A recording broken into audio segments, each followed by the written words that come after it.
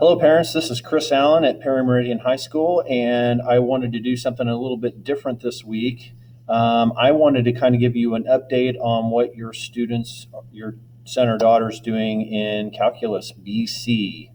So I'm going to try to keep this video short, but I'm going to try to give you an idea of what we're doing. So right now we're going to actually do a new material. This is not review. Most of what we've been doing this semester has been review. We're going to do something called Newton's method, named after a famous person you may have heard of. And we're going to use it to approximate the zero of a function. So let's say I had the function e to the x plus x, and the graph of that function can be seen here in green, and I want to know it's zero. So that's a fancy way of saying I want to know where that curve crosses the x-axis. And so if a student didn't have a technology like a calculator or a computer to do that, how would they do that? Well, a guy by the name of Isaac Newton is given credit for this formula, which is there in the green box.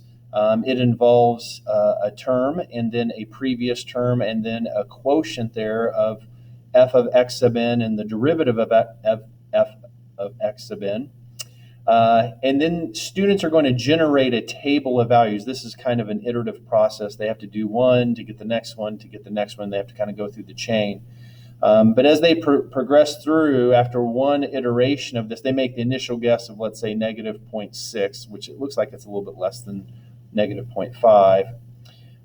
By the time they have done 3 iterations of this formula, they get an answer of negative 0.567. So this is just kind of a concrete example of them using Newton's method to approximate a zero, which is kind of the big idea there. So here are a couple of things. I've been doing this with all of my classes, and I'll do with you as well, things that you can do to help. I'm not trying to tell you how to parent. I'm just giving you some suggestions. Please make sure you're checking your son or daughter's grades online. You can also be an observer of the course in Canvas, or you can ask your student, just simply say, hey, what are you learning in class today? Hope that's helpful. Have a great day.